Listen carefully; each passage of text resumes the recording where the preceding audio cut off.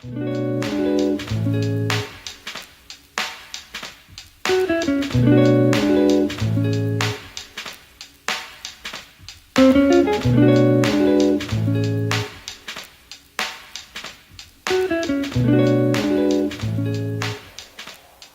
everyone to the Girls in Movement podcast, where we talk to founders, influencers, and all-round pretty cool people on our show. Today we actually have a super cool guest who I've known for a couple of years actually through the world of startups, and he recently popped up on my radar with a very interesting marketing technique, which I hope he can share.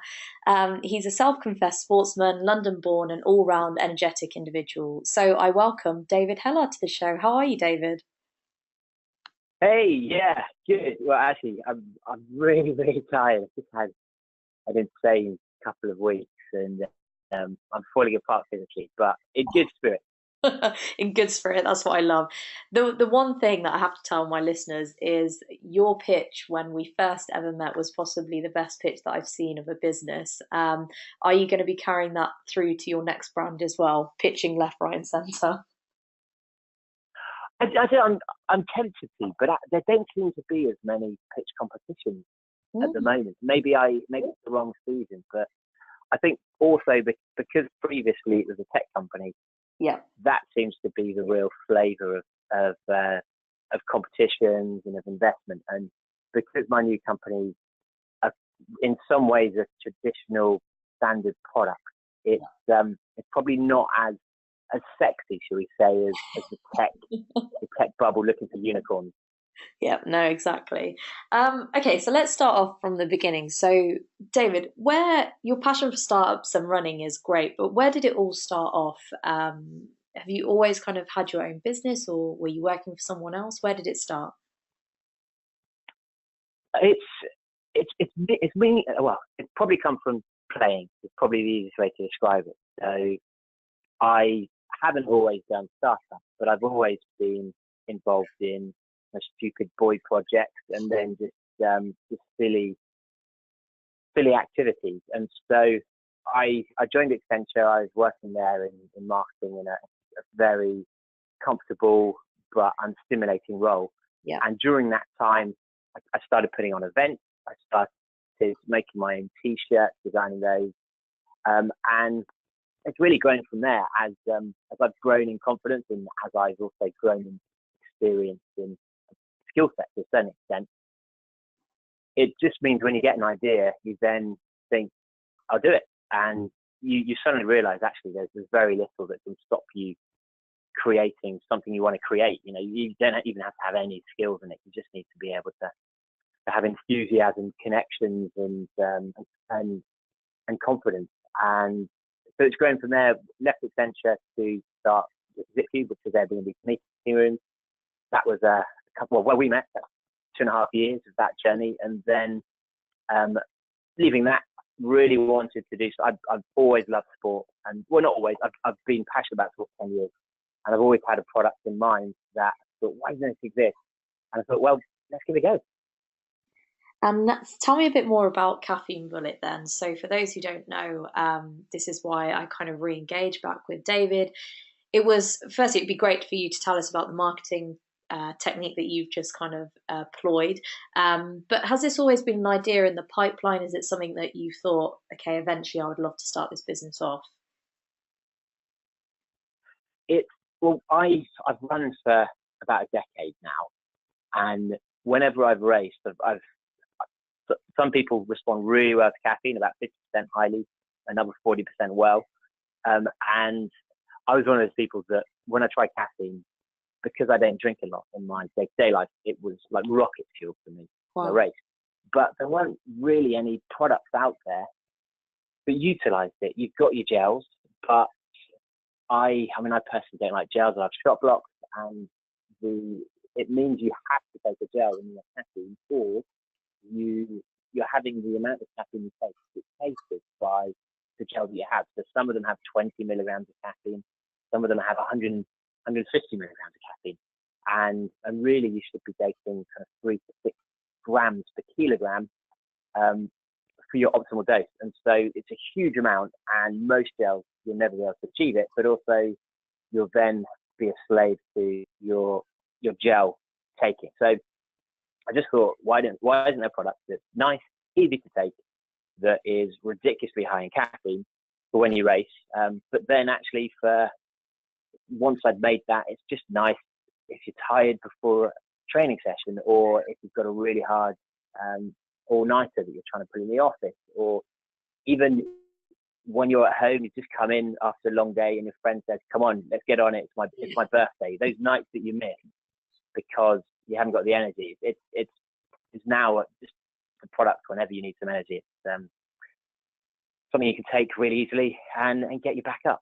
Great stuff. No, that's really exciting. So who's I suppose your target market then, David? Are you kind of going for a lean startup marketing technique, or is that kind of the email that I got was really exciting, so I'll let you explain, David. Yeah, I mean, I'd say lean startup technique often is what people say, but in reality, it's just I haven't got any money, and so I'm kind of doing what I have to. But my intention has always been that this is created for sports, endurance sports, but in reality, as with a lot of products, the wider market might actually be the mass user. I mean, I don't know anyone who runs who drinks Lucozade, but it's used as a sports drink by thousands of people at the sport, or millions of people. So the marketing for this, to begin with, has been using my network, which is very much running. And for the first campaign has been to say I'm going to run to 500 people's houses and hand deliver a free packet to prove how good it is for running, which now seems a little bit foolish because I'm only about 4 days in, and it's really, really tough going.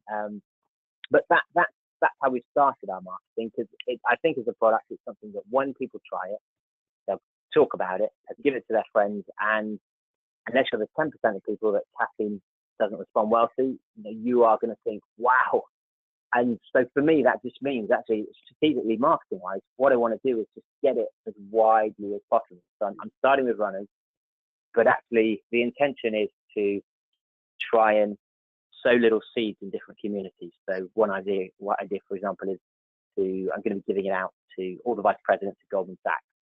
Nice. With a little handwritten note from me. And the intention is they'll then try it. There's going to be a special offer in there to buy for all their friends, to buy for all their team.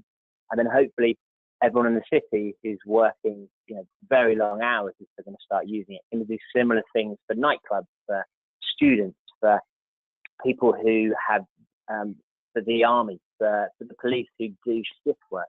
Yeah. And so the marketing strategy really is giving out the product for free, because that costs me obviously far less than adverts or than any other type of marketing, and then relying on the product and partly the charm and the novelty of how we're going to be contacting them. Yeah. Hopefully create something that is truly viral. Yeah, definitely. I mean, especially with kind of food and drink, I look at kind of Rebel Kitchen within London. That is purely, I mean, I really do think that's grown on word of mouth, and now they're kind of only just going into advertising as well. But there's so many different kind of brands which have been created through, okay, try it, spread the word, here's an offer. So yeah, it's a great technique, and like you say, it's a lot cheaper than doing different, I suppose, advertising methods as well. Yeah, and I think as well, at the moment, everyone seems to be obsessed with social media. Yeah. And everyone has in their head that if you're good at marketing, you can just make something viral. You can just give it to influencers. You can do marketing that way. But the reality is now Facebook is so hard as a brand to get any penetration unless you pay. Yeah. Instagram's going to go that way. And so in reality, email is the best way of communicating with people, and driving people to email is so important, because you've got an email address for life, and they receive an email every time you send it. They might not open it, but it's your messaging, rather than Instagram, where some people may see it, but they just see a packet or a comment in the corner, and they're so used to seeing 50 tags and 50 hashtags in there. And I just think the penetration there is reducing massively. And actually, what you really need to do is to understand who are going to be your real life influencers, who are going to be the people that are talking to their friends. We've got ambassador programs already set up. We're doing student ambassadors. Great. So that people are being rewarded for their love of the brand. We're basically making anyone who loves our brand, we're saying, we want you to love our brand more, and we're going to give you more stuff for loving our brand, and always trying to create this love relationship with all of our customers. No, that's really good. And what I love about this kind of, I suppose it's quite old school in the technique as well. It's like going back to the times of door knocking and talking about your product. I mean, I know you're running and giving them the product, but it's mixing the email marketing with here's the product and I'm going to drop it off straight into your hands so you will get it. And I know that you've got it as well, rather than relying on the whole, okay, if I'm on Facebook and Instagram, I've got to rely on them getting through to the next landing page. Are they then going to fill out the form? But here you're just like, have the product for free and I'll give it to you. It's really good. Yeah, and I think as well, it's a lot of work, but yeah. In the 3 days so far, I've been to Arran because I was racing there. I've run through Glasgow. Wow. I've run through Birmingham, and these have been because I've had work or play in those areas. Yeah. And just yesterday, I was in Birmingham, and I'd announced I was going to Glasgow because I actually didn't have anyone in Glasgow to run to. I said, "Come on, guys, give me some doors." But yesterday, I met a guy called Glenn, who I've never met before. He knows of me partly through racing, and he said I basically want to race at the weekend, and he was just reading about that race that day, and then I knocked on his door, and he was just completely shocked because he lived in some place near Solihull. I mean, it's about 7 miles outside Birmingham. It was quite a lot of running for one customer, but actually he was there and he was saying, "Look, I need to take photos. I need to tell my friends. They're not going to believe that you've run all the way here." And if you want something to go to be viral, if you want some people to talk about something, you've got to do something special. Everyone's trying to do something a bit quirky, and if you can think of something that connects with your brand and really summarizes your brand, you can do that is then special, linking to it. You know, I don't have to explain what Caffeine Bullet does now. When people say, "This guy, Caffeine Bullet, ran to my door to give me a pack," that's all they need to know. No, I love it, and that's why I love you, David, as well. Like I love that the energy that you kind of bring, and this brand is all about energy, and the kind of product itself is all about that. So yeah, I wish you kind of the best of luck with it. It's true. I think it's going to do really well. But yeah, please do keep us posted on that one. So what about I suppose your marathon life as well? How's that going? Have you got any exciting runs coming up? Yeah, I mean, I seem to eternally be in a loop of runs, but basically I'm now lucky enough to be in a relationship with a runner, which for most people, yeah, I mean, for most people it's probably the worst thing that can happen, but because it just means that running is easy, is now as part of our life. And so she signed us up to this big ultra in South Africa called Comrades, which is the biggest ultra on earth, about 25,000 people. Wow. So yeah, we're training for that, and when you take on an ultra, well, I'm someone who I don't really race unless I've prepared properly for it and trained hard, and so this year's been peppered with build-up races. We've had a double ultra at the weekend, the Rat Race Tour of Arran, went to Somaliland last month to run their first ever marathon. Pacing London this week. Then on to the Beer Lovers next week, and the Dirty Weekend, so the next month, 30 weekend obstacle race. And so it's a mix between some races, and some of them are experiences, and some of them are the Beer Lovers or Dirty Weekend, where we're going with 60 friends, and it's going to take us 7 hours and just have an amazing time. Wow. But it's a training run essentially. So everything I want in a weekend's right there.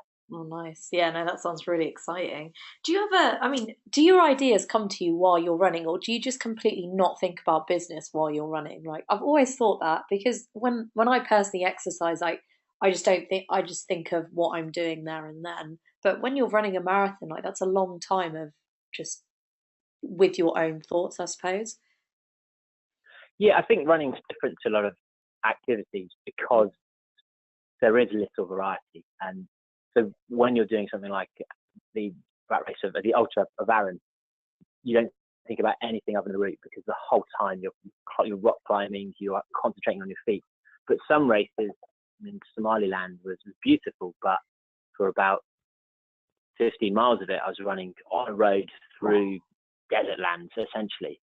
And yeah, you almost sometimes go into dreamlike states, but you think through everything in your life. And I know a lot of people who find running really useful for their mental health. Yeah. But yeah, I do a lot of my brainstorming when I run, because there's no influences to change, stop what you're not. There's no stimulus to change what you're thinking about.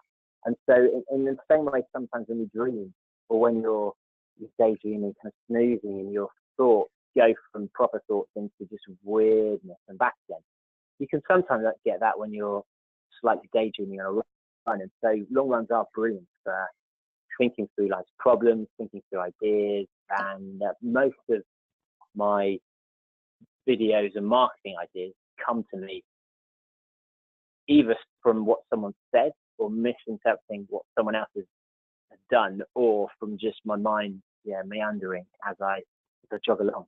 I love it. It's the power of running, I suppose. So many people say that as well, that they just I mean, a lot of kind of founders and CEOs, they do just kind of go on a run before they start their day because it's a way to just clear their mind and go for it. And what you were saying about mental health as well, like so many people rely on that running as an activity to just clear their mind. It's really nice. It's great. Yeah, but I'm also trying to. I want to start changing work cultures, because anyone who knows me, whenever they see me at a gig, at a pub, at a birthday, at a dinner, I'm probably in my running kit and I've probably run there. And we're so caught up, particularly in large corporate, in having to wear a suit and a shirt, which is, obviously our uniform. But there's a lot of places that don't have changing rooms, and there's not really this culture of it's seen as weird when I turn up having run somewhere. Yeah. And actually, it's glorious to be able to. Today, I'm going up to New Balance to try some shoes. I'm running to the London Expo. Great. And it just means, it's cheaper, it's quicker, it's nicer than going on the tube. Yeah. And if you can do that to all your meetings, then suddenly, we don't have enough time, a lot of us, to be healthy and to. You've really got to want to, or get into habit, or create time for fitness. Whereas if we change how we perceive, I mean, I'm lucky I don't sweat, but if we change how we perceive exercise, suddenly all our time commuting can change into free exercise. And that's something I'm really keen to try and promote. Yeah, no, it's a really good way of thinking. But I mean, you are lucky that you don't sweat there, David. So yeah. I realise. I mean, I am. Yeah, absolutely. So, just on a final question, David, if you could give your younger self any advice, what would it be?